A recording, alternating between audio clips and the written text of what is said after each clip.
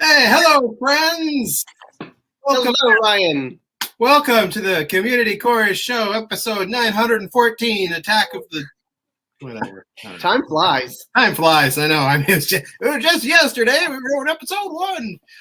But here we are, back again for another exciting edition here of the Community Chorus Show. It is March. The weather is starting to get a little better outside. The sun's up. Attack of the whatever. That's right. Disney, if you need that for the next movie, it's fine. Little donation to the chorus. It's all set. But anyway, welcome to the Community Chorus Show.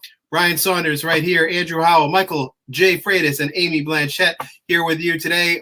Greetings from our friend Andrew Ledestri, who can't make it tonight. So we'll all play the role of Andrew Ledestri in different forms, which will be a show and its own show or something along those lines. Anyway, Amy, how are you doing this week? How are things going?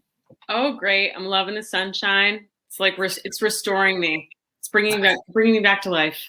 Mm-hmm. It is kind of amazing how just the sun coming back, getting a little warmer, and that extra light does kind of raise your spirits just a little tiny bit. You know, absolutely. It is something. Michael, and you and your family are doing well. Yeah. Also some vitamin D, and found an ice cream truck yesterday. So it's been a good week. Yeah. Excellent. Yeah. I have sampled that ice cream truck in the past, as of Andrew. It is tasty. I enjoy the name of the truck. It's a great name there. Give a little plug there. If you see Roy's, if you know where that is, then good luck. And they call and Ice, Roy's Ice, right? Yeah. Out there. And of course, in town too, Dairy Queen is reopened, right? So that's like a big. So good. Over the past. So here where I live, I live in Massachusetts, you know, the Commonwealth, of course, broadcasting from the home studio, or as I call it, Deck 16 of the Starship Enterprise, the finest set Amazon has to offer. But our Dairy Queen here is drive-through. Which, yeah, it's dangerous, but it's lovely, and it's been particularly nice in COVID because you could just drive through Dairy Queen. So how many laps do you average per visit? About 16. About 16. Yeah, I try to. I mean, while I'm eating the ice cream, then I just go back for another one. I grab it. It's like we're big on the marathon in this state, so they hand you a little mini blizzards along the route when you go down there too. It's fascinating. Inspirational. Oh man, I think everyone in the chorus family is also missing all of my curtain speeches and all of these amazing jokes. So this would be a time of year we'd have a concert. So I gotta kind of get it out of me, like this. So if you're at home right now, please shut off your phones, or at least silence your phones. If you'd like to take a picture of me and then show it to my mom to show her I still have a job, that would be great too. That's a joke I use all of the time. By the way, today is, when this is airing, March 10th is my mother's birthday. And yesterday, Tuesday, March 9th, is Alice Howell's birthday. So we have lots of other friends out there. Nancy Young had a birthday recently. I'm trying to think. We had a bunch last night on the thing. Anne-Marie Tarab. I'm trying to think. March. So we sang to chorus Monday night. We sang "Happy Birthday" to all the March people out there. Oh, and Ben Dunham, Grace Dunham, and Luca. I mean, it's crazy. And Ben Dunham's birthday, I think, is also today on March 10th. So to all of you people who are born on March 9th, 10th. Well, happy birthday, and to all of our mothers out there, happy birthday. And let's not forget quickly, a nice happy birthday to Pam Young, because it's always her birthday, sharing a special day with her all the time. All right. Now that we've got that out of the way, I would like to thank, of course, our friends at the Rhode Island State Council on the Arts for all that they've done for us. They've done a tremendous job. We'd also like to welcome to the new post of the Governor of Rhode Island, Governor Dan McKee, who's been a big fan of the Chorus of Westerly. Keep supporting the arts, Governor McKee, and come down to see us whenever we get back in action. And also our thanks to our fine friends at the Blue Mitten Thrift Shop, the shop that helps Westerly sing, and keep seeing them on High Street. So today we had an amazing show a couple weeks ago with Audrey Cardney. And today we have an equally awesome show ahead for you. We are going to welcome in just a few minutes I keep calling her our new assistant conductor, Kathryn Aaron. And by new, Kathryn Aaron was hired by the chorus in December of 2019. And then we brought Kathryn in to take over we had piloted it, but we were just beginning an after-school program, a free choir program in all of the Western elementary schools. And Kathryn was running that with Andrew. So that had just started in January of 2020. And we also started a brand new second chorus called the Foundations Chorus, which was sort of a training chorus for adults, a different sort of training ground to expand our reach. And we had 60 or so people sign up for it and get active with it right away. And we had a little more than that in the school. So there was another 130, 140 people in town singing with Kathryn and outside of the main group. So it was our first big expansion that we'd done in that area forever. And Kathryn got going, and we started having rehearsals, and things were moving, and things were going well. And then, of course, almost a year ago from where we're airing right now, we had our last rehearsal in the George Camp Performance Hall as the COVID crisis hit. So Kathryn, while revealed to the chorus family and to the students that she was working with, both the kids and the adults, was never really revealed to the community. So she actually hasn't had a chance much, besides maybe a wonderful article in The Sun by Nancy Burns-Fasaro, to meet all of you and meet our chorus family, our alums, our followers on the internet. And a lot of the folks we've had on the Community Chorus show so far have been people you might be already familiar with or have been around for a while, but Kathryn hasn't. So she's still new in the sense, in chorus terms, I guess you're new until you've been around for like 15 years or something like that. But in chorus terms, she's still very new. But Kathryn has had, before she came to us, had a very wonderful, it still has, performing career as a vocalist up and down the East Coast, and she'll talk more about that in a little bit. But she's worked as a singer, as a conductor, working with kids, worked with adults, very active on the church circuit. Has degrees. Let's see if I can remember all of this. Kathryn has this degrees from a master's from Yale University, I think from the Institute of Sacred Music, where our friend David Hill works, from the Jacobs School of Music in Indiana. The Peabody Conservatory of Music. So she's been well trained. She's worked with a lot of our friends. She's just an amazing human being. And she is our guest on the show today. So let's welcome into the Community Chorus show, Kathryn Aaron. Welcome, Kathryn. Thank you. So great to have you here. Thank you for joining us and being here today. How are you doing on this lovely warm March afternoon? It has been such a glorious day. I sat on my back patio and worked on a non-seasonal sunburn. It was just fantastic. That's amazing. Just pretended I was in France for a second. It was glorious. It's the little things, right? It's the little things. Well, thank you again for joining us. It's actually interesting that before we go further, so the picture that you see behind us here, it's a little blurred, that Ben made us a background that we're trying out. I just realized that I took this picture, I think on March 13th, left the hall and didn't return for 80 days with the lockdown. That's I think the picture I took top of the risers. I just as I looked at it, I just realized that. So that's a segue to say to you, look, we'll get to your background you'll get to your background in just a minute. We'll get to your background in just a minute. But you have been with the chorus for a year now, a little over a year. It's been a weird first year. Tell us a little bit about what your experience has been like over that year with us. You know, some of the things you have, I mean, obviously the big challenges, but some of the things you've enjoyed, the people you've enjoyed. How has your first year gone? You know, it's shocking how well it went. You know, I think by most standards, when you suddenly are cut off from like the fabulous research, but the thing about walking into the chorus of Westerly is you walk into this wealth of riches of people and time and talent and the beautiful Kent Hall space, and it's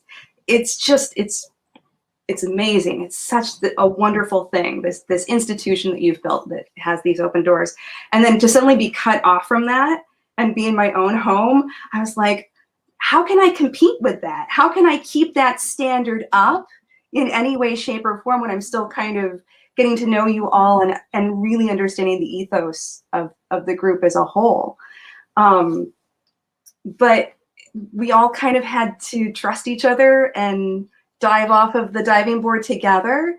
And it's been so supportive. I mean, I was just starting to establish a relationship with Audrey. You know, she had just come into the classroom to observe me teach, and I was getting all this fabulous feedback from her. You know, it just, all this stuff, these breaks got pumped. And I thought, oh my God, how am I going to do this without sitting in your office and brainstorming ideas? And, you know, there's this energy to Kent Hall and working in that space. You get sucked into this creative process, and it's very invigorating. But we have navigated that. I've done things that I never thought I would ever do, to varying degrees of success. You know, it's just been such a huge learning curve, but it is for all of us. Yeah, we're all learning. Yeah. And you, I think, very graciously have given me a lot of space to fail in a lot of different ways and be like, well, that didn't work. We'll try something else, you know? And that's really important in an organization. You're never going to grow unless you have that safe space to fail. You know, we're such perfectionists. I think we're all perfectionists in very similar ways. And so we know the pressure that we're putting on ourselves. And so I think that also creates a space for empathy, that a very high level of empathy in a working environment that you don't normally find, and that I'm very grateful for. That's that's wonderful. Thank you. Those are the kind words there.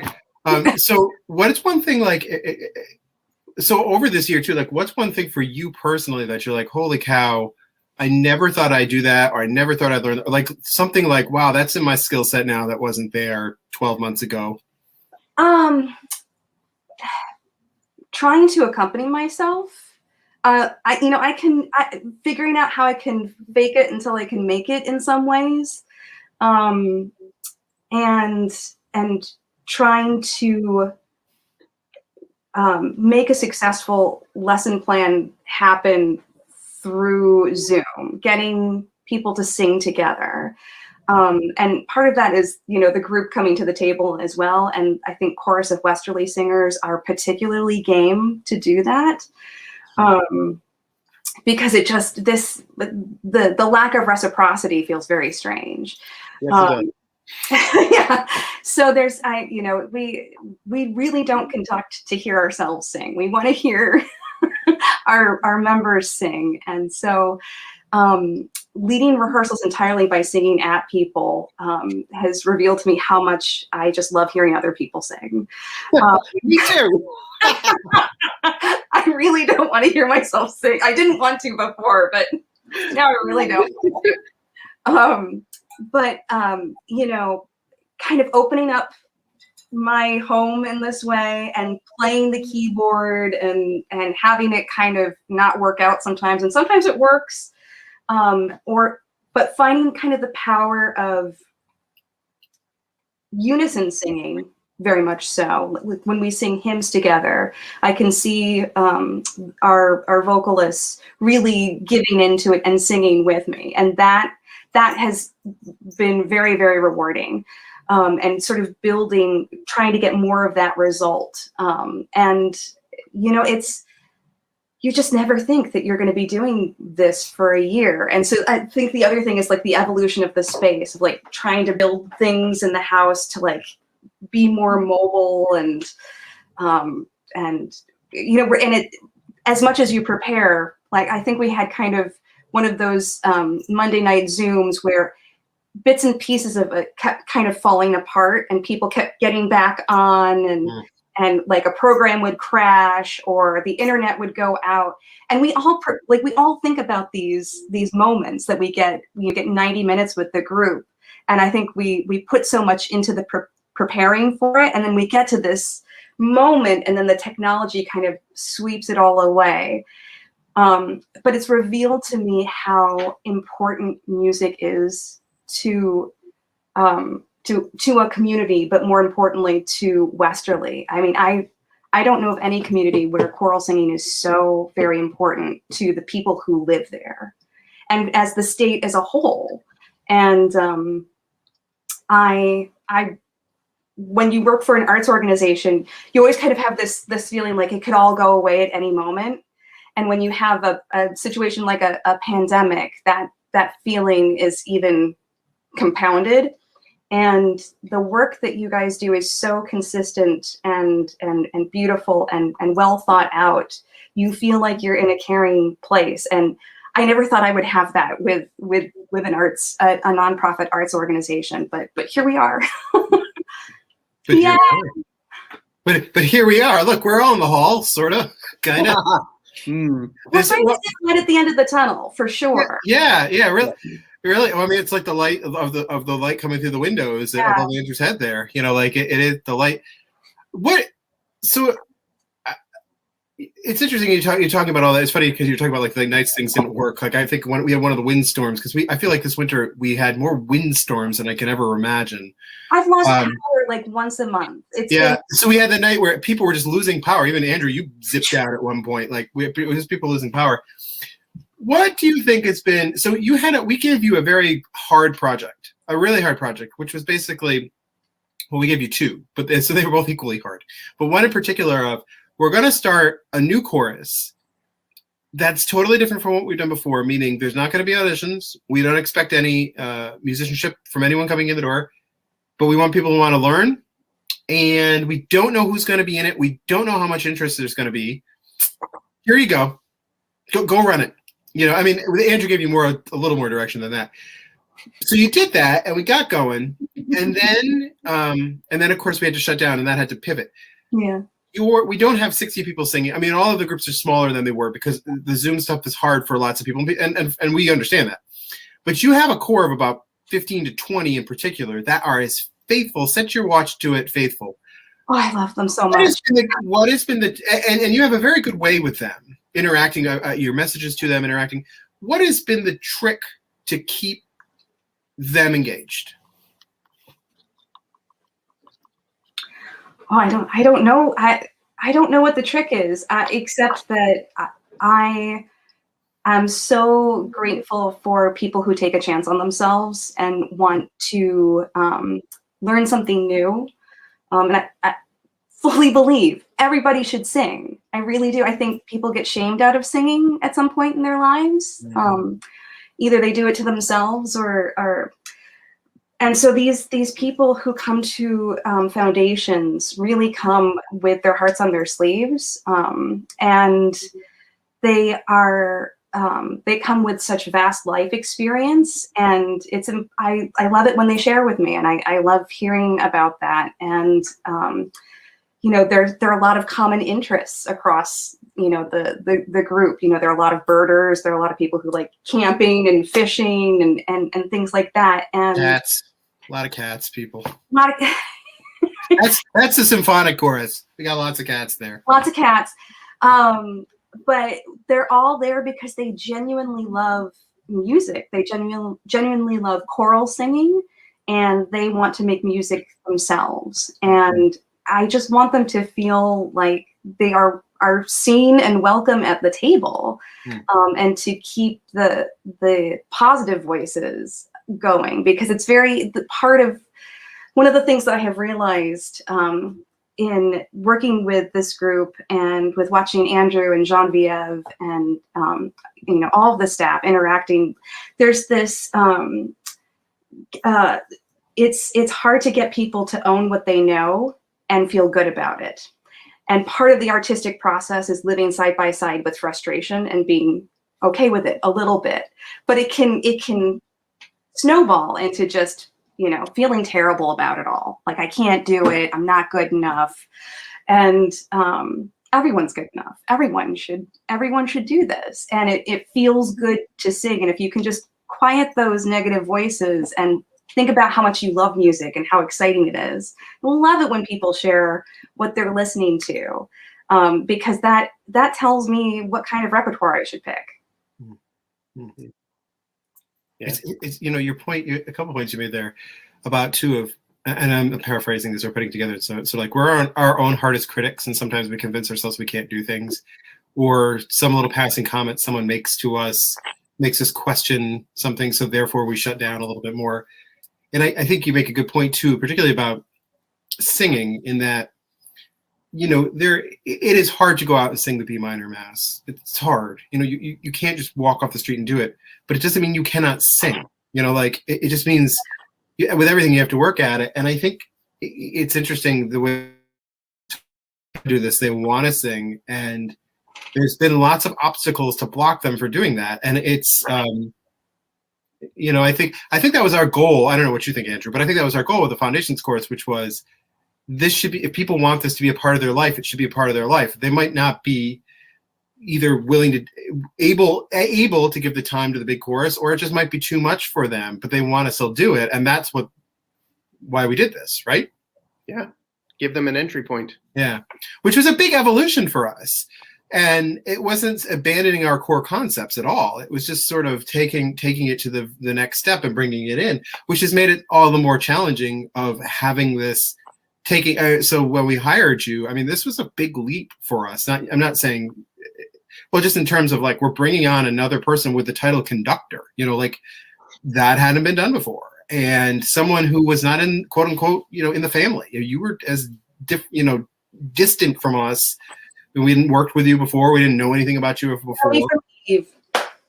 Yeah, and then to have it to be in this spot. Well, first of all, I think, you know, we talk a lot about this in terms of the Zoom things with the different guests we have on here, and Amy teaching and things like that.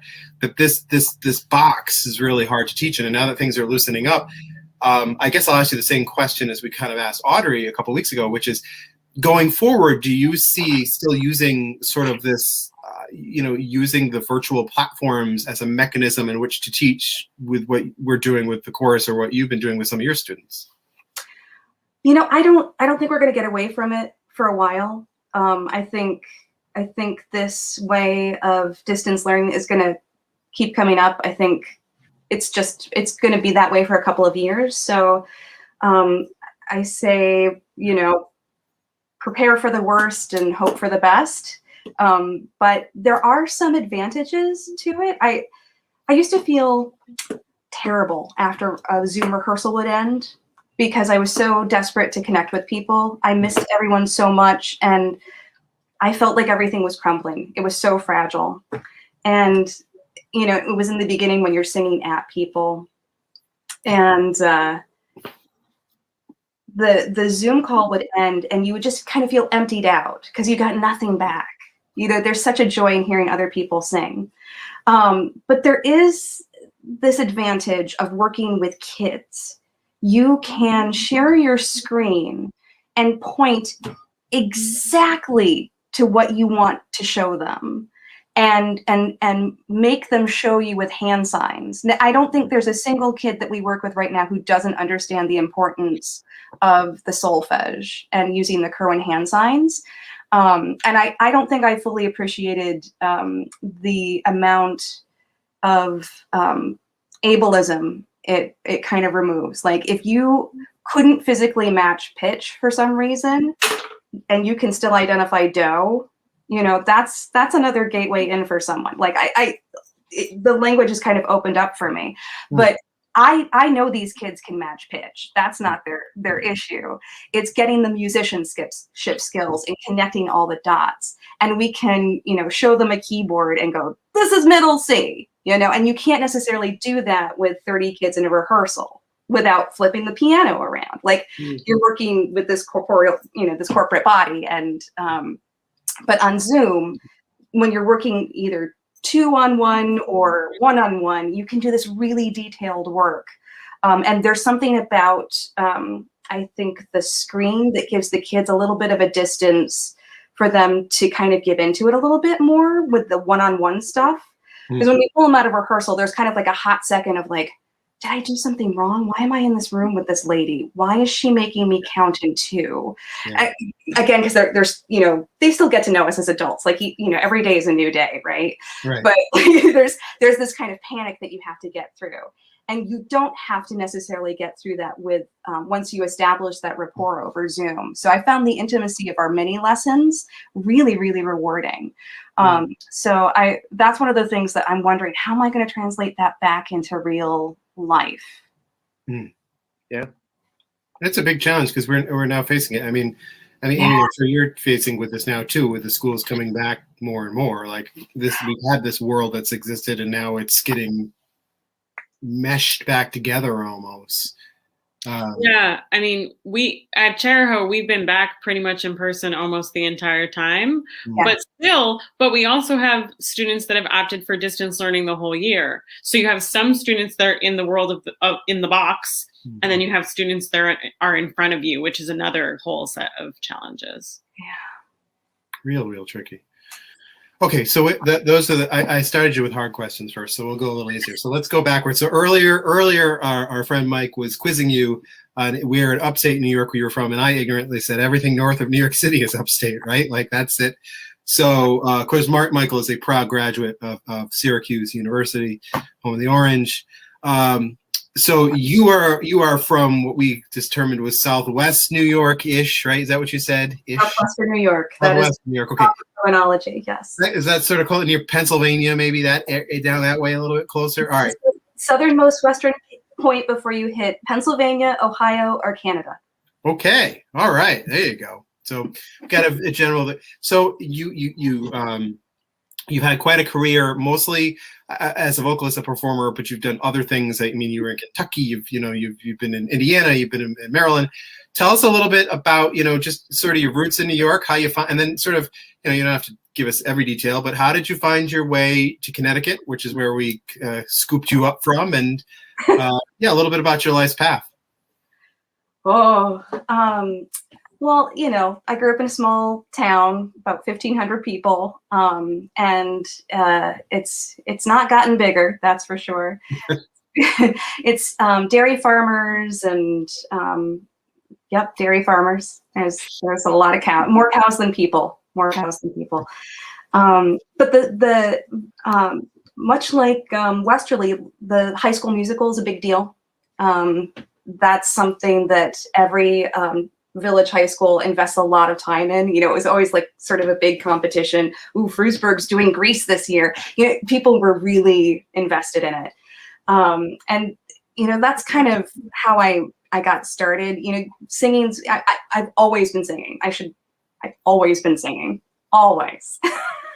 But high school musicals were sort of like a gateway into performance, I think, and high school choirs. Like the all-state program. Oh, I lived for that. Preparing those solos. That's a way into classical singing that is continues to be a great way to expose young students to classical music in a way that I think is rewarding for them.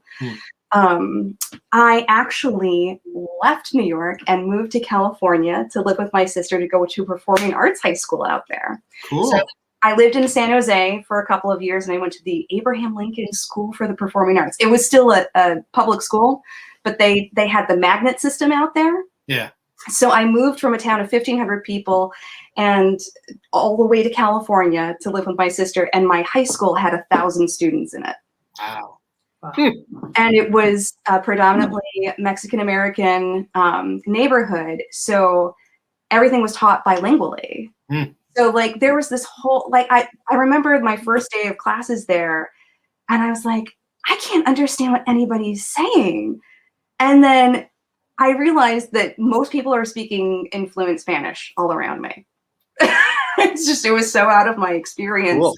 Yeah, it was great. It was great. It was really, really great. So, and I met the world's greatest choral teacher, Lou De La Rosa, and he was like, you should go to music school. And no one had ever said that to me before. I was like, you are out of your mind. I was gonna, be an English major, I was gonna be a writer, get some sort of sensible job. And he's like, you should go to music school. And so I applied, and the rest is history. Yeah. But that's how it got. I mean, it really just took one teacher going, you should do this. Yeah. And it was great. So off to Peabody I went. I don't know why they let me in, but it's a real classical conservatory. And I don't know if at 18 I truly understood what classical music was. Yeah. You have an idea, but I was really into musical theater. I think a lot of young singers are. There's something about that sound, that bright sound that those singers use that's very, very attractive. And it's easy for young singers too, in a way that evaporates sometimes with age. But I didn't really understand what classical singing was. And at that time, I don't really know how they run things now. It was a very tiny room. And they're pretty strict. Like, if things aren't going well by your junior year, they suggest that you go and do another career. Like, they will tell you. But you, as an 18-year-old, are competing with the master's students for operatic roles. And everybody has to have 2 opera roles every single year. Wow. So all the vocal students, and it doesn't matter if you're 18 or 32, you're getting your butt up on stage. And it's really intimidating to hear an adult voice that can do what they're supposed to do. And you're going, peep, peep, peep. So what are you going to do with all these freshman girls who have voices the size of chiclets? And so luckily, the opera conductor there, Roger Brenier, brilliantly has like this Rolodex of all-female operas. And one happened to be Hildegard von Bingen's Ordo Virtutum. And I happened to be in the rotation. So my freshman year, my first opera was Hildegard von Bingen's Ordo Virtutum. I played Mercy and Obedience. I know, right? But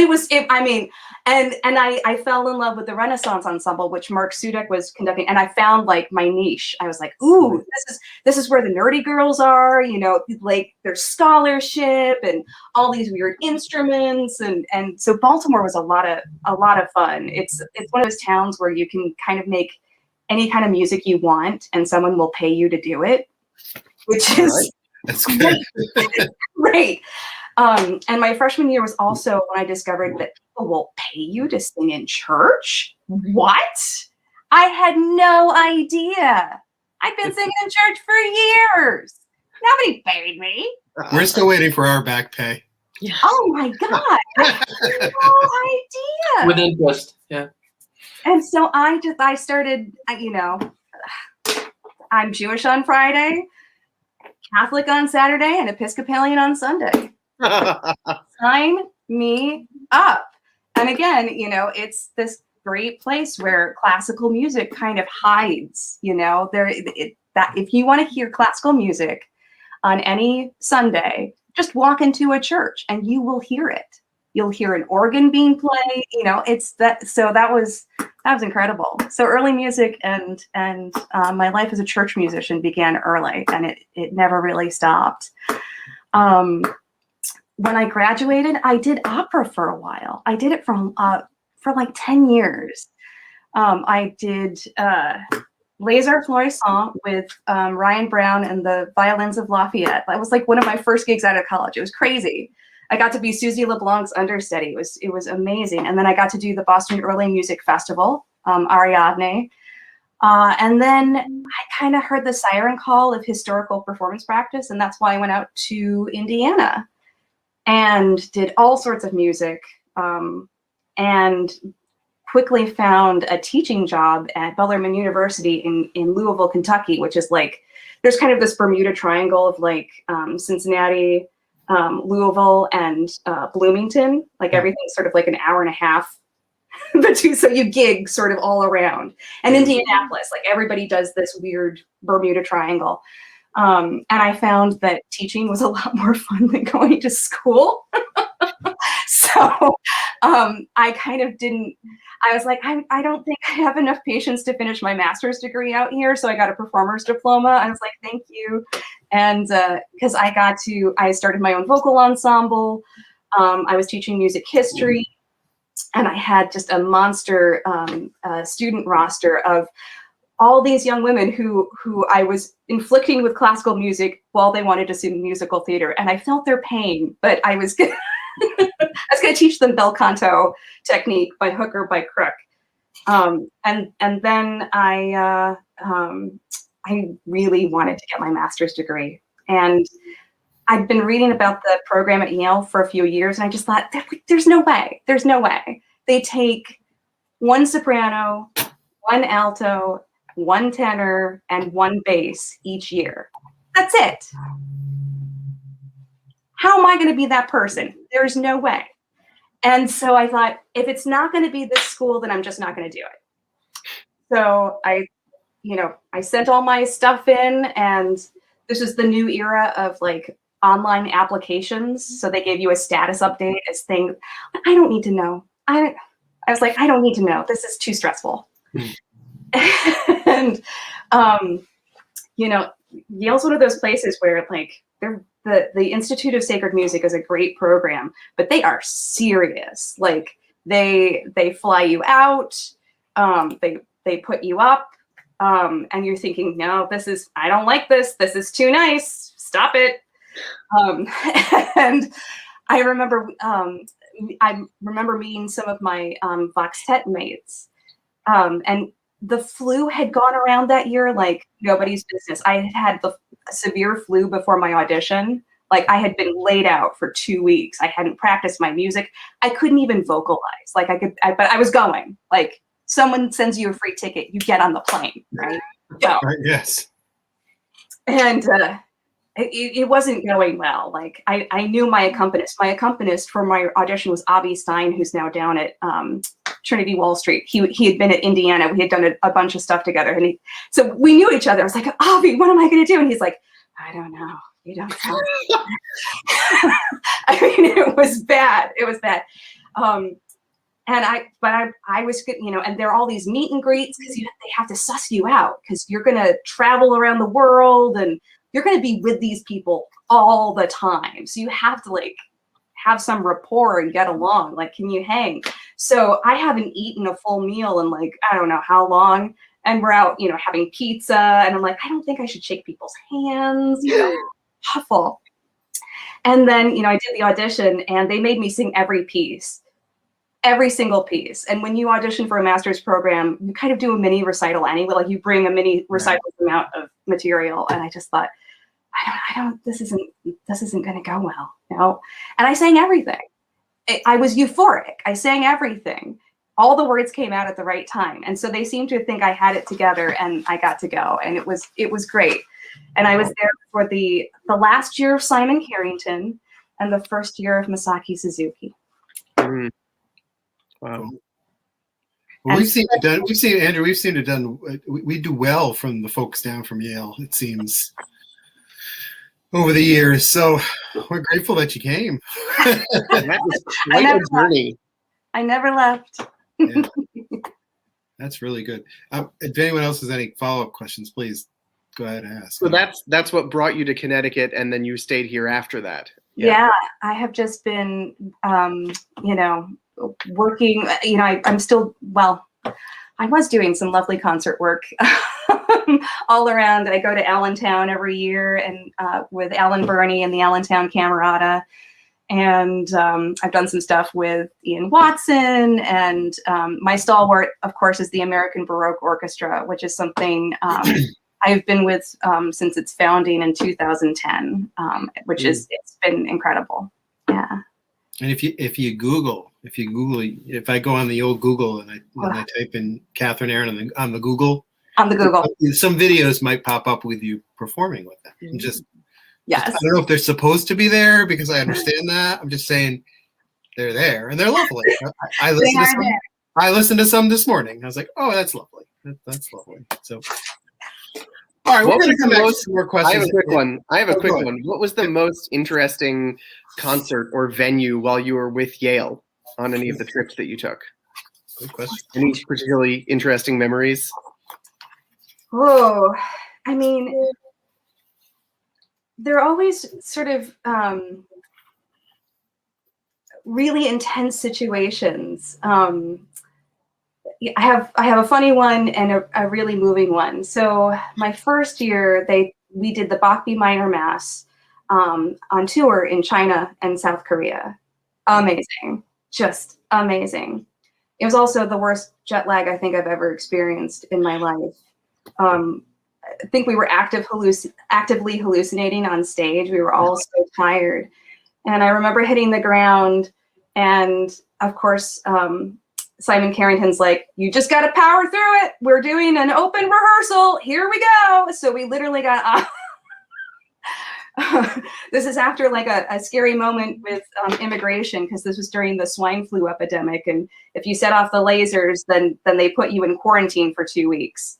And I did have that now. Yeah. With that. Yeah. And so we were really, really tired. I can remember like the orchestra warming up, and we literally brought a portative, or there's a special like Yale portative organ with the bulldog in the front of it. It's crazy. So the things that the Institute of Sacred Music has money for always moves me. And I can remember the soprano section. Like we would just there were only like 8 of us in total. And it's a 2 soprano part, and we would just kind of like take turns, like bending over and deep breathing, and then coming back up. Like we would just kind of each tap out, and we stopped for a second, and we noticed these 3 nuns come in the back of the auditorium. This was in Beijing, and I mean, we had literally we had just like things were creaking, and we were chopping wood for some reason, even though we had just performed this piece. And our tour guide said, Christianity is a very difficult thing to practice here. And we have these nuns in the back, and they came here from really, really far away just to see you. And everybody just kind of like snapped to it. Oh, it's hard to talk about. That's awesome. And those 3 little nuns got a full performance of the Bach B minor Mass. Oh, nice. But that's one of the gifts of the Institute. The performances are free. Yeah. So you have this Ferrari. You have the best choral singers in America, and you have the best string players and wind players and percussionists from all over the world. And we're all there for free. It's a free education. It's a full scholarship. And the kind of music that you can make with those resources is insane. Mm-hmm. And it remains some of the best music making of my life, even though I was a student and still learning and not able to do the things that I wanted to do. That was so moving. Mm-hmm. But the flip side to that is that we did so much performing all the time. The horrifying performance was you're in these situations that you can't conceive of. So they'll hold a Bach conference, and every Bach scholar from around the world will show up. So there's Christoph Wolff, and of course Masaki Suzuki, and the Bach scholar that you work with at Yale. And then, I don't know, Emma Kirkby and Jacob Herringman, and you're singing an aria, and then all of a sudden something catches fire behind you. And everyone's watching, and you're singing a Telemann aria about the fool who sticks his neck out, and you're thinking, how long can I go before I have to stop and direct people to the exits? But luckily, and someone Paul Tipton, ran to the rescue. This sounds about right. This candelabra out, and it was like in full flame. It was in full flame. We're in Marquand Chapel. You can hear it on the recording. This woman stands up and she goes, "That's not good." And I go, "Yeah, it's not." Oh my God. Yeah, Paul. I can actually visualize Paul doing that. You can't. And so you can feel the long division that I was doing, and it was quite long. And I kept singing. And really, it's the best thing that could have happened to that aria. And that's what I can say about it. Wow. I finished the aria, and I did get a good round of applause. That's great. Yale. And now I'm just going to be laughing and thinking of Paul being the fireman in the middle of that, all that there. So, that's something. He was the one who was like, I'm going to go put that out. I'm going to take care of the situation. Good for him. Yeah. Wow. Well, there you go. I also, I feel a little bit better. You made me just feel a little bit better. I'll tell you why. because I still carry this tiny little level of guilt. It's tiny, friends, because we made the chorus of Western Chorus sing the B minor mass. Now I know this is not Yale, but we brought the whole group over to Germany, and we really loaded up the B minor the first 2 days that the chorus was there.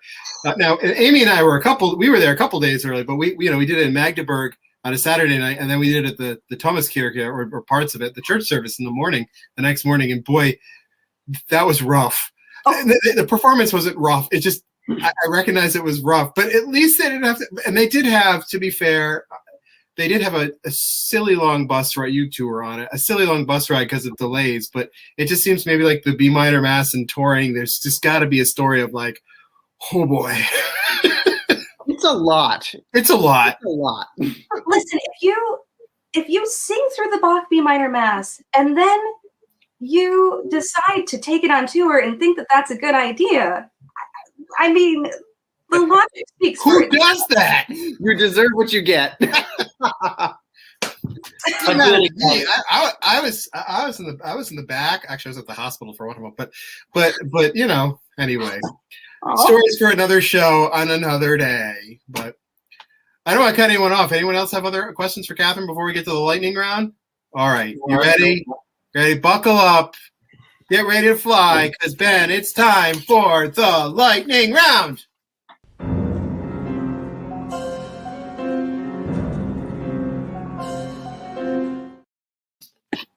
Okay, you've seen this, so you know how it works here. You don't just answer, don't think. We'll move along, and sometimes Ben puts the clock up, sometimes he doesn't. The clock doesn't mean anything because there's no prize money, and if we run out of time, we just go for it anyway. We'll rotate through. The crew has their questions, and I will start off. Are you ready? Here we go. Oh, okay. Messiah or Christmas Oratorio? Oh, Messiah. What's your go-to meal or snack on a concert day? Ooh, almonds. What's one piece of music that is overprogrammed and you'd be happy if it just went away? Mozart's Ave Verum Corpus.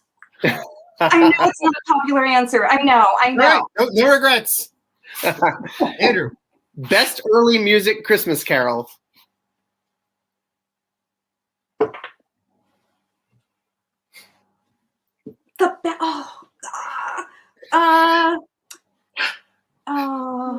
Low Howell Rose. Very good. That's Amy. not that good. Right. Favorite opera written before 1800?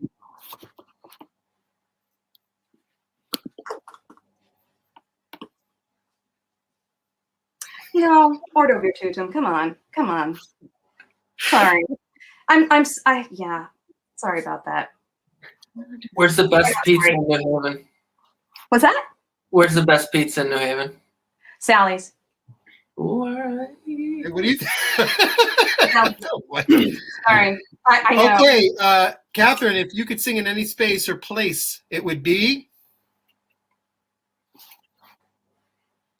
Oh. Durham. Interesting. You get a lot of fans in the chorus on that one. All right, Michael, you're up. Yeah, if you were to play in the Yale Precision Marching Band, one of the non-traditional, non-standard instruments, what would you go for? What would you pick up? Can I be a majorette? Can I twirl a baton? No, you have to pick an instrument. I'm gonna go with traffic cone. Perfect. I saw them play those once. Yeah. That I love it. Yes. Andrew, what was those instruments we saw in Germany? The Xiaomai band thing there? What was that? Yeah, I think that was it. Yeah, I do that. Okay. Amy, go. What's your favorite hymn? Oh God. Good one. Yeah. Oh God. Oh God. My heart is ready. I don't know if it's my favorite, but it's one that's gotten me through the pandemic. Ora Labora. Ooh, yeah. Labor on. Love it. All right, and Andrew, wrap up the lightning round. What do you like to do to unwind after a concert? Yeah, we've never seen that with you yet, so we don't know. I know. You know, I love to have a big meal because I usually don't eat on a concert day. I'll snack, I'll graze, but I won't have like a full meal. So yeah, I will tuck in. Sounds good. You're talking like a real home cooked meal or McDonald's? Whatever is closest. We tend to have Prosecco and pizza. Mm-hmm. Perfetto. There you go. All right, that's the lightning round. Close it up, Ben.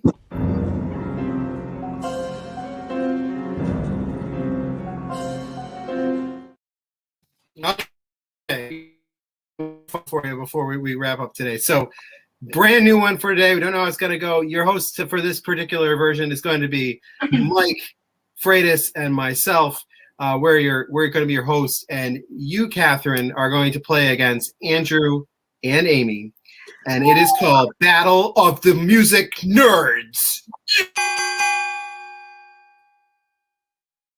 Battle of the Music Nerds, early music edition. This is how it's going to work, okay? Mike and I are going to read to you 5 facts. You have to tell us the composer. You can jump in at any time, but you can only guess one composer per fact. So if I say, like, my eyes are blue, you can say Beethoven. Wrong. Then you can't keep so don't just like yell things out so we can do this, okay? So Wow. I will give you so we'll give you 5 facts.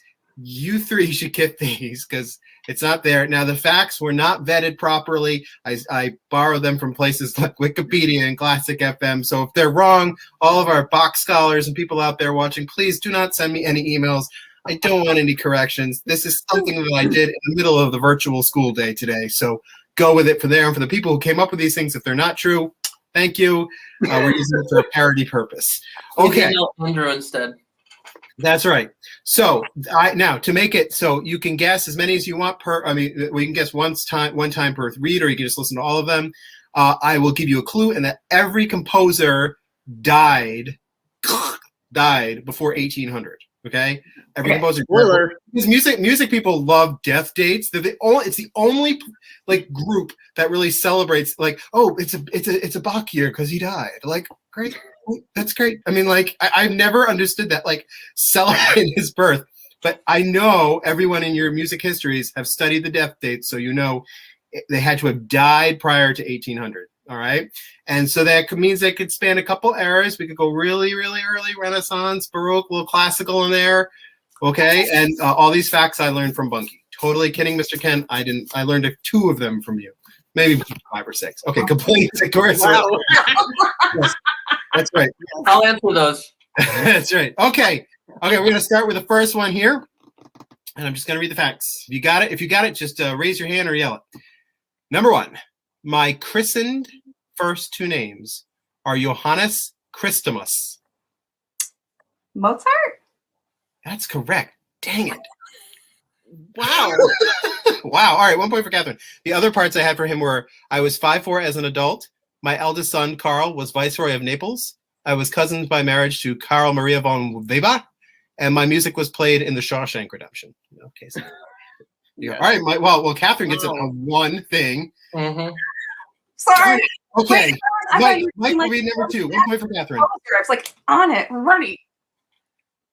All right. So Mike. the second composer served as composer and performer for the court of 4 different English monarchs. There is incorrect. Oh. Well, he might have, but not this one. Not the one we're looking for. There is a fictionalized version of me, not me, but this composer, portrayed on the BBC series The Tudors. Oh, Tallis. Yes, that's correct. Could you be more specific, Amy? Thomas Tallis. All right, because I mean, Steve Tallis. Steve Tallis, That Bob so Tallis. dramatic. Richie Tallis. Other facts for him were he had a 21-year monopoly on printing and publishing music with a student whose last name has an avian sound to it. Tim Oriel.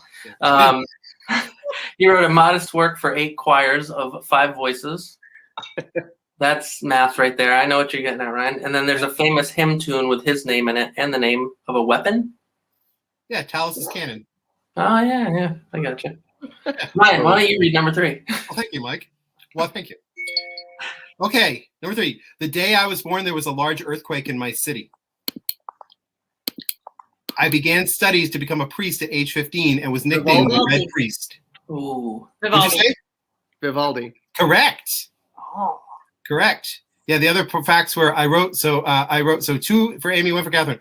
I wrote at least 500 concertos, 90 sonatas, 46 operas, and dozens of choral works, but I had to sell most of them because I was poor. And then my funeral was in St. Stephen's Cathedral in Vienna, where Haydn was a senior choir boy, but there was no music at it because I was so poor. They only told the bells. That's terrible. And today, one of the concert companies of Vienna presents my music nearly every week in St. Stephen's Cathedral, which is the Vienna Concert Company that produced ours. They do the 4 seasons. So yeah, isn't that crazy? So he got a gig in Vienna with whoever the guy was there. He died, and then he had no money. No one backed him because his music went out of style. To survive, he like sold off his compositions. So that would happen. But then he had a pauper's funeral in St. Stephen's. They just told the bell for him. And there's a rumor that Haydn was part of it, but they didn't have any music there. There was no organ. There was no choir. It was just mass, dead. And he was buried in a poor person's cemetery in Vienna. Boom. See you, Vivaldi. Nice knowing you. All right, Mike. Next one for you. Whew. I am considered by many to be the founder of scientific natural history in Germany. I was canonized in 2012 by Pope Benedict XVI over 800 years after I died. Hildegard? Yeah, that was for you. That was for you. And then the other, the other 3 there for her were, even though I am today one of the first known composers of early Western music, I was rarely ever found or discussed in any music textbook until after 1979. She started writing music for her nuns to sing around 1136 and has become one of the best known and most recorded composers of monophony, early music. Is that how we say that? Monophony, yeah. All right. Yeah, good. Mike, I have a question. Yes, ma'am. How do they know what time she started composing the music? Like 1136 is so specific. Yeah. They finished second breakfast at 11:30, and it was before brunch. That's it. It was between matins and primes. That's -10 for Hufflepuff, Amy.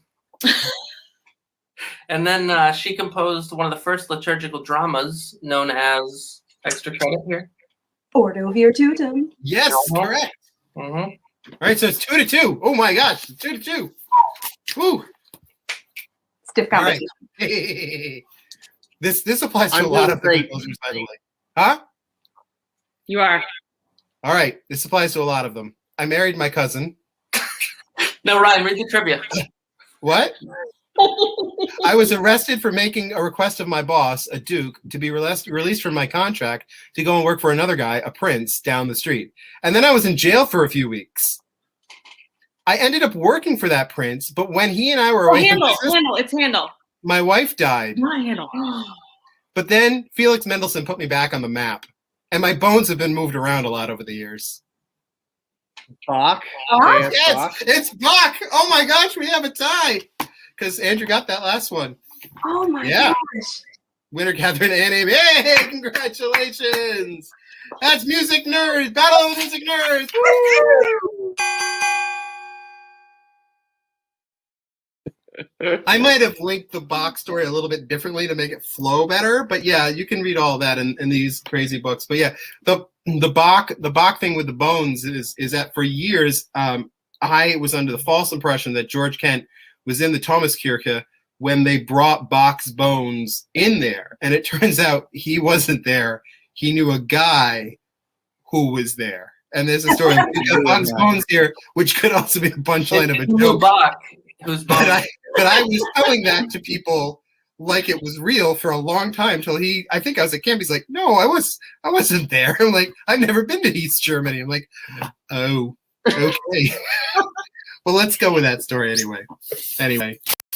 I'm glad you got the Hildegard thing. I was very proud of that one. I'm like, I gotta get a Hildegard thing in there. And when you start talking about her earlier, I'm like, oh, good. This is great. Very excited. We have just a minute or two left, so I think, kind of in wrapping up, Kathryn. So we have we are seeming to start to pull out of this a little bit. People are starting to get vaccinated. The chorus, and we can say it on here too, the chorus is actually soon going to start some rehearsals back in the hall with our kids and teenagers. Slowly and distance and safely, but we're starting to do that. What is one thing looking ahead with the chorus of Westerly, say as we start to get back to normal, or once we are back to whatever normal is, that you are looking forward to the most? Oh, singing together, just singing together. And I think it's going to be hard in the beginning. I think there's going to be some physical constraints due to the weeping. I'm definitely going to be on the sob train with my captain's hat on because that I can't believe. I knew it was important to me before we shut down, but it's kept me going through all this darkness, and I just can't wait to sing with people. Well, I'm into that. Yeah, I agree. Well, thank you for spending the hour with us here tonight and sharing so much of your background and playing the music games with us at the end and being a part of all this. Thank you for being part of the chorus of Westerly Family. And we're grateful that you're a part of the team. And I know all the singers have enjoyed working with you, but it is wonderful to see that core group. You have a Foundations chorus in particular there every week and trying so hard. I think of our friend Dennis, who is as faithful as they become and writes some of the sweetest messages to all of us, or sends us wonderful pictures when he's traveling to raise our spirits. And it's great that you can help. You know, the singing is a huge part of what we are, but I think it's the connection that we have through the music and through the singing that's the magic and that's the specialness of what happens. And we're so glad that you've become a part of that and are offering your love and talents to it. So thank you so very much. Thank you. Thank you for being on here tonight. For everyone else out there, the Community Chorus Show will be back again in a couple of weeks. In the meantime, welcome spring in a couple of weeks. I hope you're all doing well. If you get a chance to get a shot, go out there and get a shot. Take good care of yourself in the meantime. Take care of your friends and neighbors. Be kind to everyone. And on behalf of Andrew Howell, Amy Blanchett, Mike Freitas, Andrew J. Ledestri, who's not here today, and our assistant conductor, Kathryn Aaron, and all the Chorus of Westerly staff, we wish you a wonderful week. Thanks for joining us, and we'll see you in 2 weeks. Take care. Good night.